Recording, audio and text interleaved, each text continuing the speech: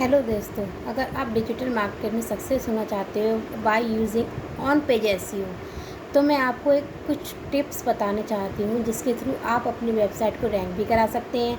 आप अपनी वेबसाइट पे ट्रैफिक भी जनरेट कर सकते हैं और क्या कहते हैं, इस पर अच्छा कंटेंट डाल के आप इसको अपने गूगल के फर्स्ट पेज में भी पहुँचा सकते हैं। मैंने सबसे पहले आपको बताऊँगी, सबसे पहले कंटेंट आपका वो होना चाहिए, स्ट्रॉन्ग होना चाहिए। एंड आप कुछ इसमें टूल्स होते हैं ऑन पेज एसईओ के लिए, वो आपको यूज़ करने चाहिए। वो आपको बताते हैं कि आपके ऑन पेज एसईओ में क्या क्या चीज़ें हैं जो आपके ऑन पेज में होनी चाहिए, क्या कॉल ऑफ एक्शन होना चाहिए, कौन कौन से प्लगइन होने चाहिए। जैसे योस्ट एसईओ सबसे पावरफुल टूल है, या फिर रैंक मैथ, ये आपको हर एक चीज़ बताता है कितने आपकी डेंसिटी होना चाहिए, क्या कीवर्ड्स होना चाहिए। तो आपको धीरे धीरे ये ऑन पेज के एसईओ के थ्रू आपको पता चलेगा कि डिजिटल मार्केटिंग में आप किस तरह से पावर अपना आगे बढ़ना चाहते हैं। अब मैं आपको नेक्स्ट स्टेप पे ले जाती हूँ। सबसे पहले हमारा मेन स्ट्रॉन्ग पॉइंट होता है एसईओ में। अगर आप योस्ट एसईओ का यूज़ करें या रैंक मैथ का, तो फिर वो आपको बताता है आपके में कि टाइटल या टैग लगा रहे हैं जो आपको कंप्यूटर देख रहे, वो गूगल एनालाइज कर रहा है, उसमें 60 कैरेक्टर होने चाहिए, 60 मतलब 60 कैरेक्टर्स होने चाहिए। और प्राइमरी कीवर्ड उसके पास में सबसे पहले लगा होना चाहिए, प्राइमरी कीवर्ड।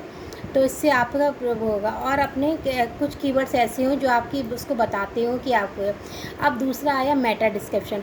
ये भी अगर आप वो वाला टूल योस्ट एसईओ या फिर रैंक मैथ यूज़ कर रहे हैं, तो वो मेटा डिस्क्रिप्शन आपकी लेंथ बताता है, पूरी रिपोर्ट जनरेट कर देता है आपकी वेबसाइट की कि क्या क्या उसमें कमी है। आप उसको धीरे धीरे कम करती जाइए, आपकी वेबसाइट भी बनकर रहेगी और फटाफट रैंक भी करने लगेगी।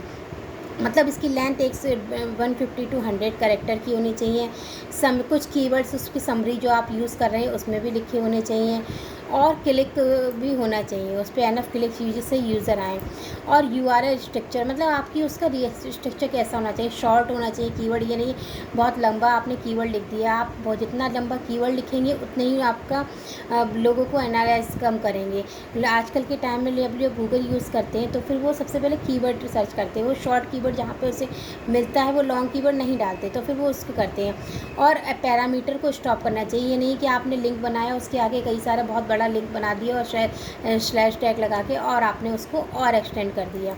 और सबसे पहले उसके बाद हेडर टैग मतलब क्या कहते हैं, जितने भी हेडर टैग होने चाहिए, मतलब हेडर टैग में आपका H1 H2 H3 इस तरह की हेडर टैग होने चाहिए।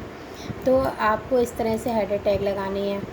यूआरएल स्ट्रक्चर, हेडर टैग, हाँ, H1 H2 H3। H1 starting में अपन आप ही ले लेता है, वो आपका प्राइमरी कीवर्ड्स को भी दिखाता है, आपका हाईलाइट को भी दिखाता है। मेन कीवर्ड आपका ये H1 टैग में ही बेसिकली होता है, H2 H3 में नहीं होता है। H2 H3 क्या होते हैं, उसके सब हेडिंग होते हैं, सब हेडिंग के भी हेडिंग लगानी है, तो H2 H3 इस तरह का आप अपना वेबसाइट में यूज़ कर सकते हैं। अब फिर क्या आया आपका कीवर्ड ऑप्टिमाइजेशन। अब आपको कीवर्ड ऑप्टिमाइजेशन करना है तो भी आप वो कीवर्ड्स के थ्रू कर सकते हैं।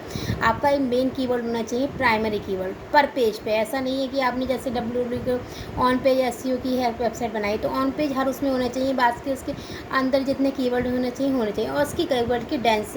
बाकी सेकेंडरी कीवर्ड आपके नेचुरली होने चाहिए, मेन कीवर्ड पे फोकस होना चाहिए, बाकी आके होना चाहिए। Maintain option keyword density 1 to 2% होना चाहिए, 1 से लेकर 2% तक कीवर्ड होंगे। और सबसे पहले मैंने आपको स्टार्टिंग में जब वीडियो स्टार्ट किया था तब भी मैंने आपको बताया था, आपका हाई क्वालिटी का कंटेंट होना चाहिए, उस पर इमेजेस भी होने चाहिए। आजकल लोग क्या करते हैं, इमेजेस पे ज़्यादा फोकस करते हैं। इमेजेस आप अगर कैनवा यूज़ करते तो आपकी उस कैनवा के थ्रू बहुत अच्छी इमेजेस बना सकते हैं। मैं तो कैनवा यूज़ करती हूँ और मुझको आता भी है कैनवा, तो मैं आपको कोशिश करूँगी कि मैं अगली वीडियो में या फिर आगे की वीडियो में कैनवा के बारे में बताऊँ। मैंने एक वीडियो डाली भी है कैनवा से रिलेटेड, तो आप कैनवा का भी यूज़ कर सकते हैं। कंटेंट कम से कम आपका 1000 वर्ड्स का होना ही चाहिए, क्या कहते हैं, अगर आप बना रहे हैं वो भी यूनिक कंटेंट होना चाहिए। आज के कई सारे एआई टूल्स हो रहे हैं, उसमें भी क्या कहते हैं कंटेंट लिख सकते हैं, लेकिन बट यूनिक होना चाहिए। उसके लिए भी एक टेक्निक्स है, वो मैं आपको फिर आगे की वीडियो में बताऊँगी। क्या कहते हैं, आपको मेरे ख्याल से मेरा चैनल कुछ भी इन्फॉर्मेशन आपको अच्छी लगी तो आप मेरे चैनल को प्लीज़ लाइक करें, सब्सक्राइब करें, ज़्यादा से ज़्यादा के लोगों में शेयर करें, जिससे मैं अच्छे और आपको बता सकूँ कि आप कितना रिलीवेंट है। अब इंटरनल लिंकिंग पेजों में होनी चाहिए, मतलब कि आपका जो URL आपने बनाया है उससे रिलेटेड पेजों में इंटरनल लिंकिंग होनी चाहिए। पहला पेज हो गया होम पेज, उसके बाद अंडर के पेजेस होने चाहिए और जो आपकी वेबसाइट पे दिखना चाहिए। Use keyword rich anchor tags, आपने कोई भी कीवर्ड बनाया उसके आपके नीचे की तरफ टैग में 1-2 होने ही चाहिए कीवर्ड, और उसको लिंक बना दीजिए दूसरे पेज से कनेक्ट करा के, जिससे कि अगर आपका फर्स्ट पेज रैंक नहीं कर रहा है तो आप सेकंड पेज पे जाके उसको आपसे देख सकें।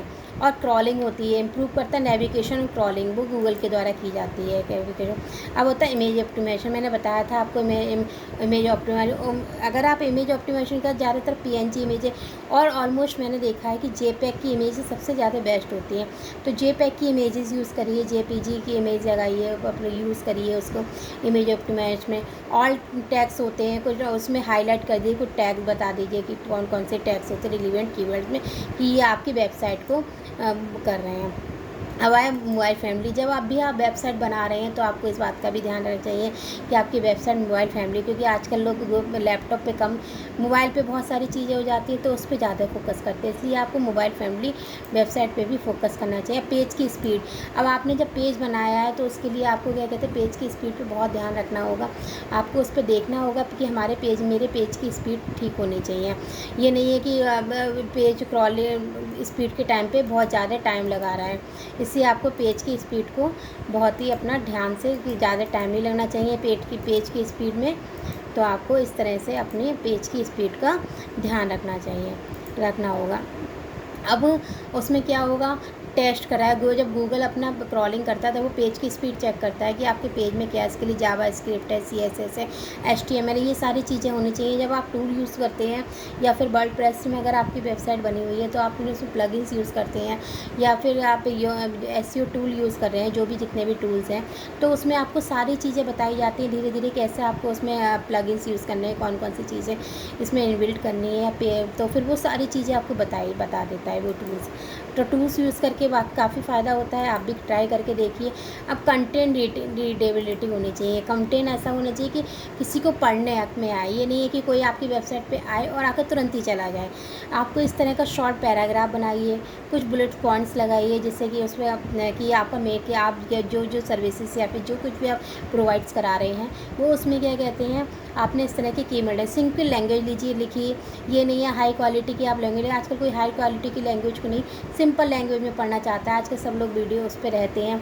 तो अब किसी को इस तरह की कुछ टूल्स होते हैं, आप टूल्स एडिटर टूल्स भी आ रहे हैं आजकल, हिमिंगवेट टूल्स है, एडिटर टूल है, आप उसका यूज़ करिए। AI टूल है, ChatGPT, कई तरह के बहुत सारे, जेमिनी का टूल है, गूगल का ही अपना ही टूल है, तो वो भी यूज़ कर सकते हैं आप इसे। अब स्कीमा, आपकी वेबसाइट में स्कीमा मार्कअप जरूर होना चाहिए। डेटा स्ट्रक्चर होता है, इसमें आप क्या करें, अपने आर्टिकल रिव्यूज़ आज के जब भी आप अपनी वेबसाइट बनाएंगे, कहते हैं आप देखते हैं गूगल में जब आप वेबसाइट को में कोई भी कीवर्ड टाइप करते हैं तो वहाँ पे एक वेबसाइट का इससे रिलेटेड क्वेश्चन आंसर आता है। जैसे आपने कुछ भी टाइप किया है, जैसे आपने स्कूल ही ढूंढ रहे हैं तो आप उससे रिलेटेड क्वेश्चन फटाफट आ जाते हैं सर, इसमें कि क्या ढूंढ रहे हैं, आप क्या सर्च कर रहे हैं, किससे रिलेटेड है, कहाँ पे सर्च कर रहे हैं। तो इस तरह की आपकी वेबसाइट में कुछ फ्रिक्वेंटली क्वेश्चन भी होने चाहिए। हेल्प इम्प्रूव और सिंपल स्ट्रक्चर उसमें होना चाहिए, जिससे कि रिपोर्ट उसकी अच्छी से बनी लगे। मैंने पूरी कोशिश की है कि आपको अच्छे से वो बता पाऊँ, क्या कहते हैं, ऑन पेज SEO।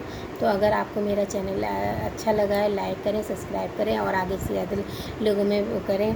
मैं भी डिजिटल मार्केटिंग SEO में वर्क करती हूँ, तो फिर कोशिश करती हूँ कि जो मैंने सीखा है या फिर जो मैं सिखा सकती हूँ, आपको बता सकती हूँ, वो बताऊँ, जिससे आपकी भी वेबसाइट अच्छे से बन जाए और अच्छे से रैंक कर जाए। Thank you so much.